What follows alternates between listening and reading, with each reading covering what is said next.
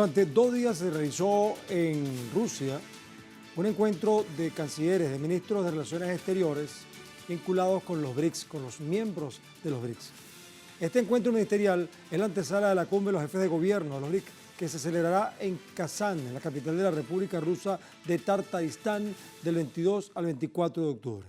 Ahora, esta reunión de ministros de Relaciones Exteriores de los países miembros del grupo de los BRICS tuvo como anfitrión al canciller Sergei Lavrov de la Federación Rusa.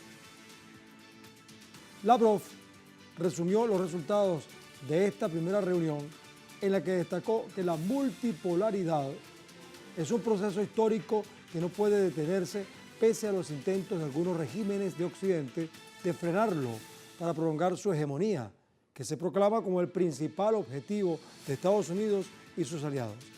El jefe de la diplomacia rusa expresó en nombre de sus colegas el descontento que tienen por las acciones de algunos poderes políticos y económicos occidentales, haciendo énfasis en el carácter destructivo de la política egoísta de proteccionismo comercial aplicada por Estados Unidos y sus aliados o cómplices quizás.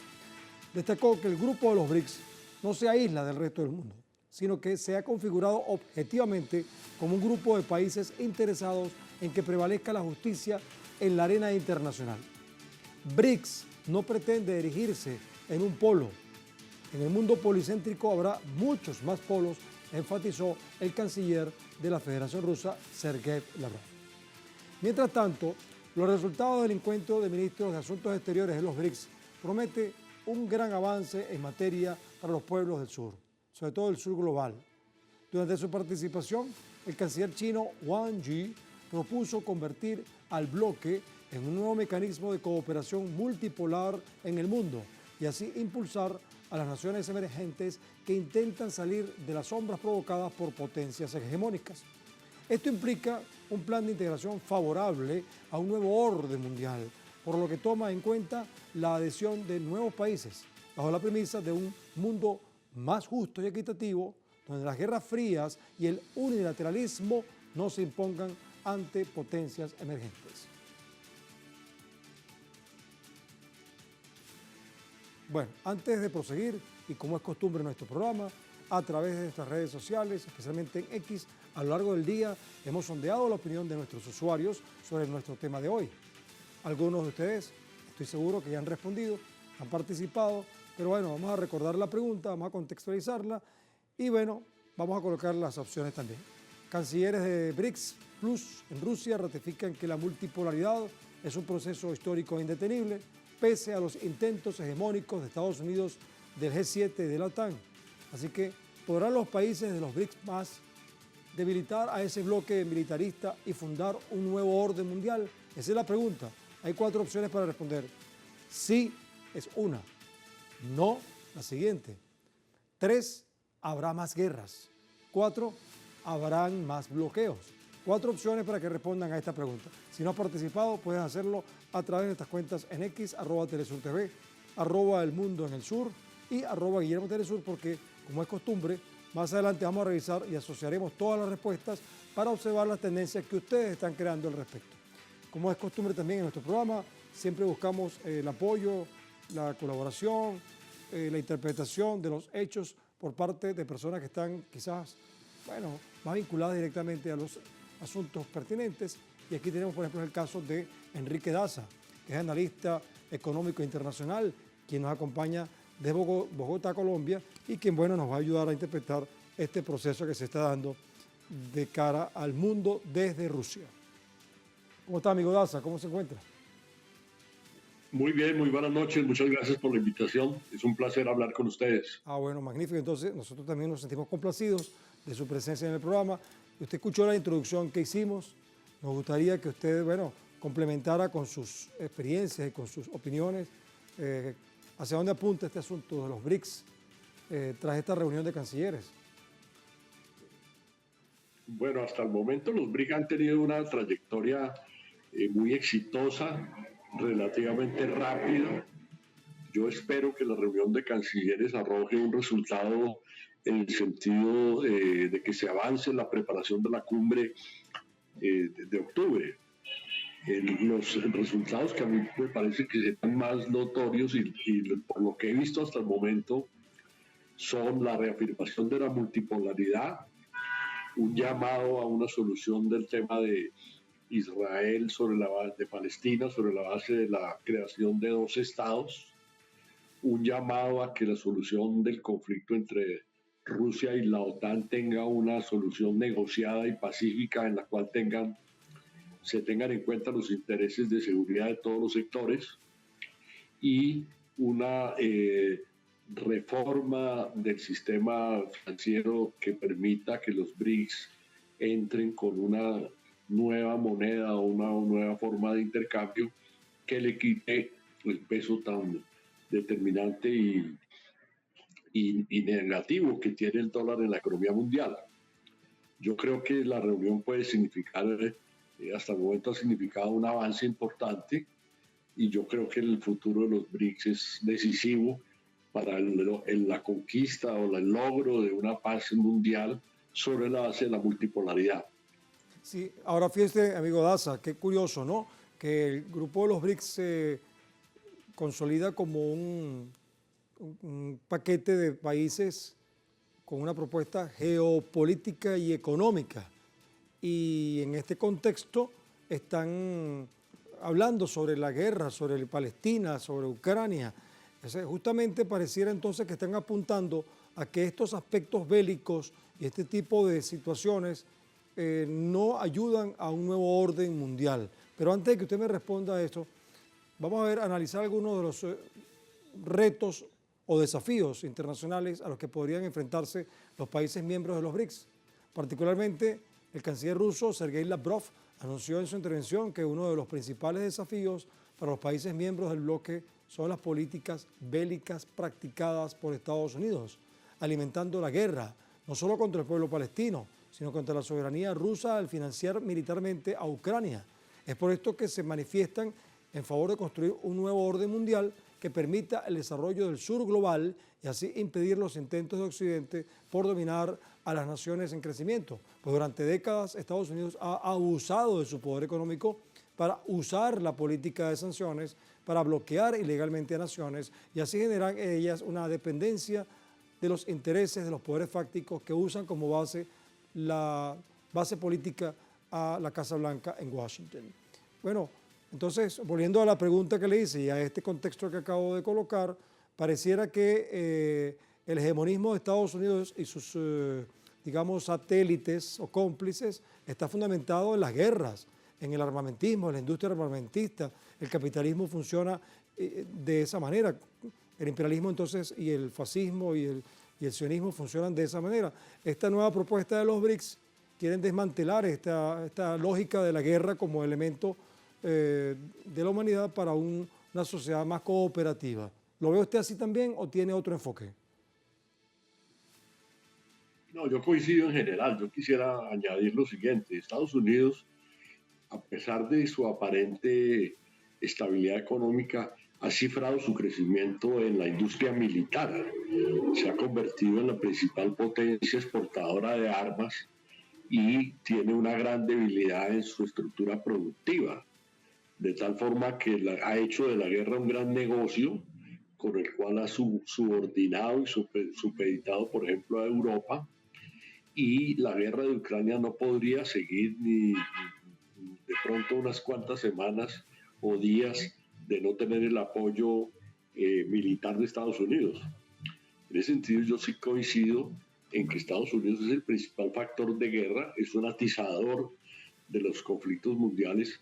Los más visibles son pues el de Ucrania y de Palestina, pero está intrometiéndose en todos los asuntos mundiales, está haciendo operaciones bélicas en el mar de China Meridional, en África, en América Latina está también haciendo una ofensiva militar. En este momento hay unos ejercicios militares que han incluido a Brasil, Argentina, Colombia, Perú, Ecuador, etcétera, con un portaaviones que está circunnavegando toda América Latina. O sea que hay un despliegue militar agresivo de Estados Unidos que sigue y seguirá poniendo en peligro la paz mundial. En ese sentido, yo sí creo que el principal factor de inestabilidad mundial y de guerra es la política agresiva de Estados Unidos. Ajá, pero entonces los BRICS pueden ser un factor, digamos, atenuante o confrontador a esa política, a esa lógica. Pues yo creo que los BRICS tienen que eh, enfrentar esa política.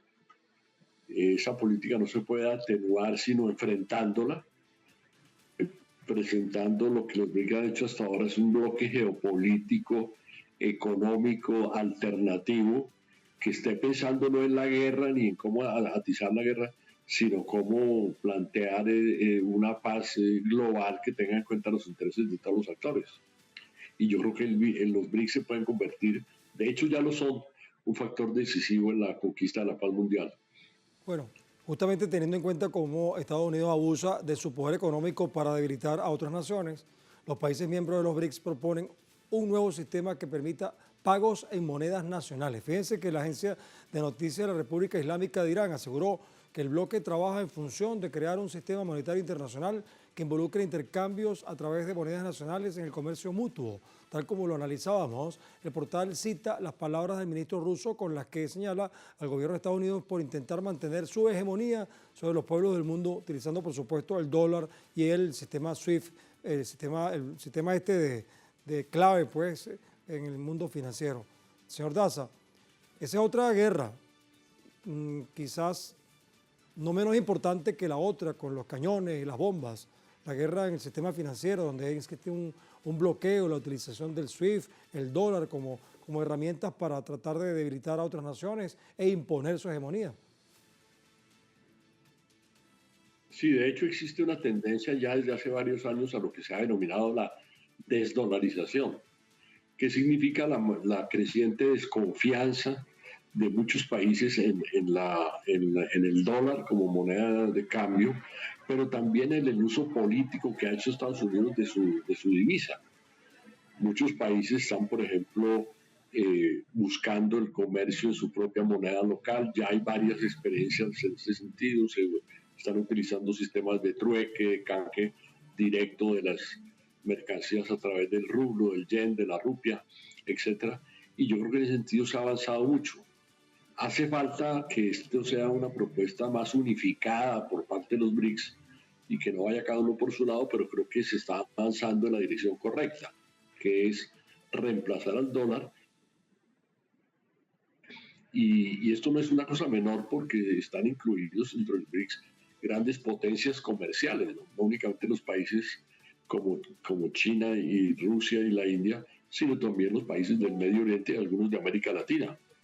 Yo creo que esto es una cosa que es promisoria y que es una alternativa justa. Yo creo que en este año se va a avanzar mucho en la creación unificada de un sistema que reemplace al SWIFT. Ya hay avances y yo creo que eso va a ser una cosa muy importante para la economía mundial. Bien, muchas gracias, amigo Enrique Daza, por sus aportes. Fueron muy útiles para complementar esta parte del programa. Hasta la próxima, ¿sí? Bueno, muy amable. Un saludo a los oyentes y gracias. No, por favor, gracias a usted. Bueno, así despedimos nuestra primera parte del programa, pero recuerden que aún tienen tiempo de participar en la encuesta que hemos publicado. Ya está con el código QR, pueden buscarla y buscar las opciones. Pues al final de nuestra emisión analizaremos los resultados. Por lo pronto, al volver, continuaremos analizando el avance de los BRICS, especialmente en el combate de la amenaza bélica que implica la OTAN como grupo político-militar para sostener el hegemonismo de Estados Unidos y sus aliados o gobiernos satélites. Estamos viéndolo desde el mundo, para el mundo, desde el sur.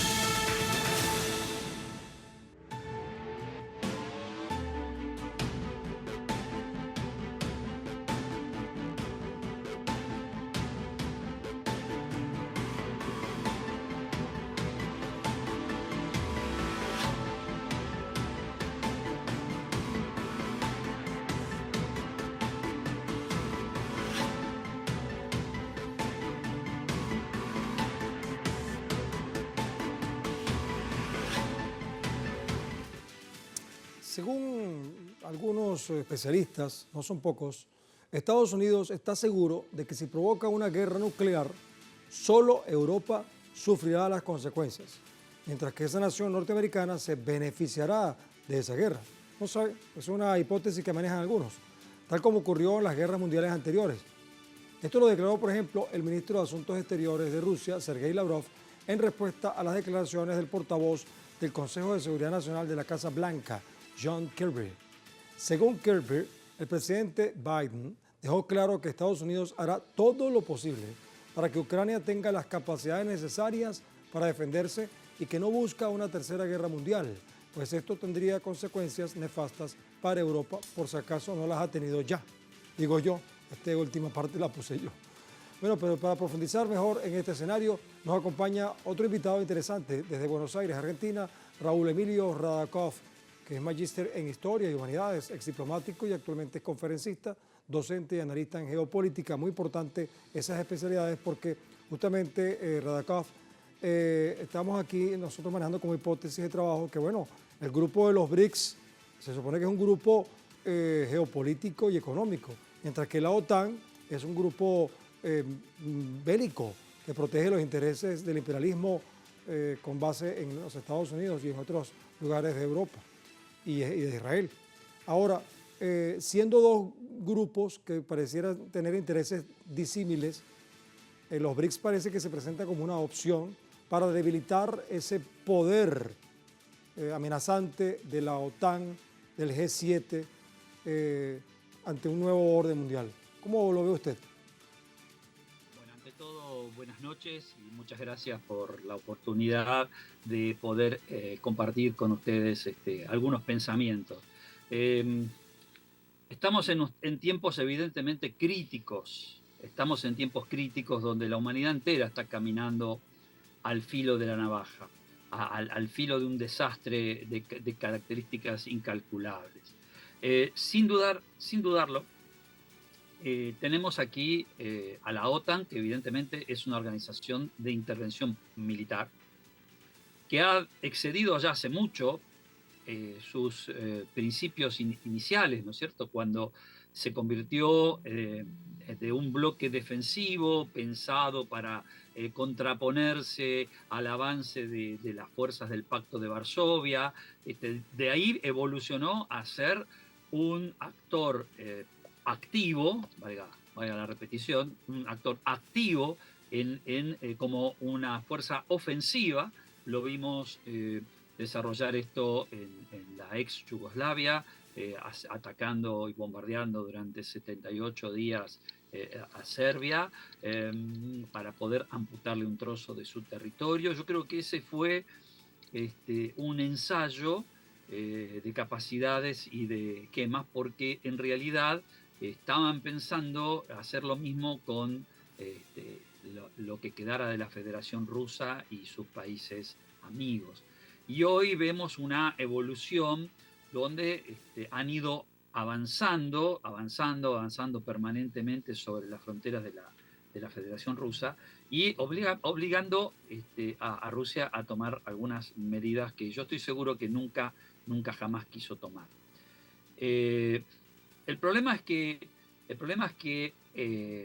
indudablemente sobre los países que no agachen su cabeza y doblen su cuello ante las imposiciones establecidas por el bloque correspondiente a los Estados Unidos y su séquito, porque realmente Estados Unidos no tiene aliados. Eso es un error, no tiene aliados. Tiene siervos obedientes, nada más. Donde alguno quiera levantar un poquito la cabeza, también se la dan por la nuca. Ellos tienen una política donde no quieren perder la hegemonía de ninguna manera. Y van a hacer todo lo necesario, van a romper todo antes de perderlo. Lamentablemente creo que esa es la posición que tienen por lo menos los que están gobernando en este momento.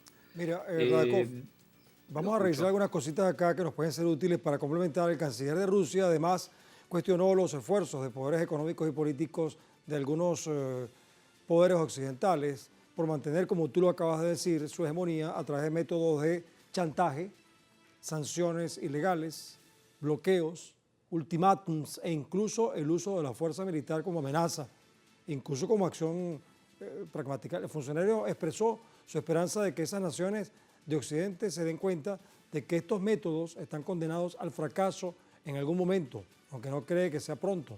Durante la reunión de cancilleres del grupo de los BRICS, Lavrov reiteró las posiciones principales de la política exterior de Rusia, incluyendo la injerencia de gobiernos de Occidente en el conflicto armado de Ucrania.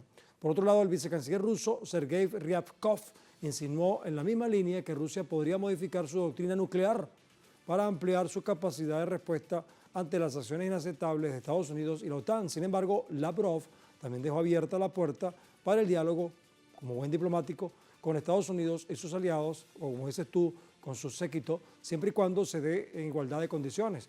En ese contexto, el canciller firmó un memorando con su homólogo de Venezuela, por ejemplo, para contrarrestar juntos las sanciones de Estados Unidos y sus aliados, que por cierto, en el caso son los dos países que más sanciones tienen en el mundo, Rusia y Venezuela, por parte de estos poderes fácticos que tienen a Washington como base de operaciones. Redakov, ¿qué peligro hay de que esto se derima con una guerra, o una guerra peor que la que hemos vivido? Bueno, mire, yo tengo esta figura. Yo veo una banda de locos bailando con antorchas alrededor de un gran depósito de gasolina. Donde haya uno que tropiece, donde haya uno que se equivoque, esto deriva en una catástrofe. Por supuesto que yo coincido con lo que usted ha dicho recién. El arma económica es un cañón que no derrama sangre, pero en última instancia es tan asesino como las balas propiamente de los cañones. Esto Estados Unidos lo tiene muy claro desde que se firmaron los acuerdos de Bretton Woods y se hizo cargo de la moneda mundial. Y bueno, la ha utilizado en su propio beneficio y la ha utilizado como arma de persecución. Fíjese, Dominique Strauss-Kahn, ex presidente del FMI, quiso cambiar al dólar por los derechos especiales de giro del Fondo Monetario como moneda de intercambio internacional. Mire todo lo que le hicieron. Muammar Gaddafi quiso hacer lo mismo con la libra de oro libia y mire cómo terminó. Es el arma principal de los Estados Unidos, no es la bomba atómica, el arma principal de los Estados Unidos es el dólar. Ahora, yo creo que hay un duelo de palabras. El canciller Lavrov es un hombre muy medido y por supuesto que no creo que nadie en su sano juicio desee una guerra nuclear. Es más, escuchaba en el programa antes de entrar, escuchaba el comentarista anterior, donde se decía que Estados Unidos soñaba con que si hubiese una guerra nuclear no sería afectado, que sería afectada a Europa. Eso es directamente un pensamiento delirante, absolutamente delirante. Yo no creo entonces que estén tan locos como para lograr esto, pero que el peligro es muy cierto y como le dije al principio, es esta banda de locos bailando con antorchas alrededor de la gasolina. Bien, Radakov, fíjate, los líderes de los países de la OTAN, especialmente del este de la OTAN, tuvieron una reunión, por cierto, coincidente con la de los cancilleres de los BRICS. Tienen la intención de mostrar una postura más coordinada en su apoyo a Ucrania. Esto se debe a las diferentes opiniones que existen entre los países de Europa Central con respecto a Rusia y Ucrania. En particular, fíjate, hay un caso muy interesante que es el primer ministro húngaro, Viktor Orbán, quien tiene estrechos vínculos con Rusia y se niega a proporcionar armas a Ucrania. El presidente húngaro no asistió a la cumbre en Riga, en la capital de Letonia, donde se reunió este grupo de los 9 de Bucarest, que incluye a los países de la frontera oriental de la OTAN. Sin embargo, los líderes presentes reafirmaron su compromiso de suministrar armas y otro tipo de apoyo a Ucrania. Además, se espera que en la cumbre de la OTAN en Washington se acuerde una misión para coordinar la ayuda militar y brindar entrenamiento a los soldados ucranianos. Más, pues. Pero a pesar de las diferencias de opinión, se confía en que finalmente se pueda llegar a una decisión que el apoyo a Ucrania se mantenga durante el tiempo necesario. Bueno, nos queda poco tiempo, Radakov. ¿Qué complemento puedes decir a este horizonte que vemos en relación con los BRICS y con estas amenazas bélicas de la OTAN, Estados Unidos, el G7 y todo esto? La historia nos enseña que cuando el poder se disipa en muchos factores con capacidad bélica cierta, el mundo entra en etapas muy riesgosas. En definitiva, un mundo equilibrado, donde haya fuerzas parejas, como los muchos años que fueron relativamente tranquilos durante lo que se llamó la Guerra Fría, porque había dos bloques que trabajaban en coordinación y ninguno empujaba más allá la vara de lo necesario. Y el problema es que eso cayó y se generó un régimen prácticamente unipolar, y ahora que se está tratando de volver a un equilibrio, los BRICS son una necesidad para el equilibrio, son indispensables. Y los principales perdedores de toda esta situación justamente son los países de Europa Occidental. Por eso han votado en defensa propia, por eso las elecciones han dado el resultado que dan. La gente no es tan sonsa y se está dando cuenta que sus líderes lo están llevando por un camino que no tienen nada para ganar, absolutamente nada para ganar. ¿Qué mal le estaba haciendo a Alemania la negociación de los famosos gasoductos con Rusia? ¿Qué daño? Al contrario, lo estaba beneficiando y mucho, y hubiera beneficiado también a Francia. En realidad los únicos perjudicados eran los Estados Unidos, y por eso usaron líderes que se subordinaron para romper toda esta situación. Orbán es un hombre con sentido común, con el cual yo comparto algunas cosas y otras no, pero dentro de todo él ejerce un nacionalismo sano y no un globalismo destructivo como Biden y compañía. Radakov, mira, vamos a ir terminando, pero quiero que me acompañes a ver la encuesta que hicimos al principio y después las conclusiones que nosotros vamos a hacer sobre este programa de hoy. Te recuerdo la pregunta para que la tengas clara. Cancilleres de BRICS Plus en Rusia ratifican que la multipolaridad es un proceso histórico indetenible, pese a los intentos hegemónicos de Estados Unidos, el G7 y la OTAN. Ahora la pregunta que hacíamos era, ¿podrán los BRICS Plus debilitar a ese bloque militarista y fundar un nuevo orden mundial? Bueno, una de las opciones era sí. 75% piensa que sí, o sea, 3/4 partes de la audiencia. 9% cree que no, 9% dice que habrá más guerras y 7% dice que habrán más bloqueos, aunque algunas de estas cosas puedan complementarse, ¿no te parece? Muchas gracias, Radakov, muy amable. Muchas gracias a ustedes, que tengan muy buenas noches y bueno, esperemos que todo fluya dentro de la lógica y el sentido común. Vamos a hacer una conclusión aquí que quiero que escuches también, vas a decir, nos acompañas con ella. Bueno, independientemente de la posición política que tengamos, para la mayoría de los especialistas está claro que estamos en un proceso de quiebre y transición entre un modelo capitalista, imperialista, hegemónico, fascista, sionista y coercitivo en decadencia, valga la redundancia, en manos de Estados Unidos y sus satélites de Europa e Israel, por ejemplo, hacia otro orden mundial encabezado por China y Rusia, junto a sus aliados que, por cierto, son cada día más numerosos, como consecuencia de una estratégica diplomacia cooperativista, solidaria y complementaria que facilita a los participantes desarrollar sus potencialidades para crecer juntos y lograr la premisa de ganar-ganar como ética fundamental en los negocios. Ahora, hacia ese claro e indetenible horizonte apuntan los BRICS, así que para facilitar que ese proceso se consolide con la mayor velocidad, calidad, armonía y paz, los pueblos que eligen a sus gobernantes deberían decidir por los líderes quienes están identificados con esta inexorable realidad que ofrece más prosperidad a las naciones que se están uniendo a esta iniciativa.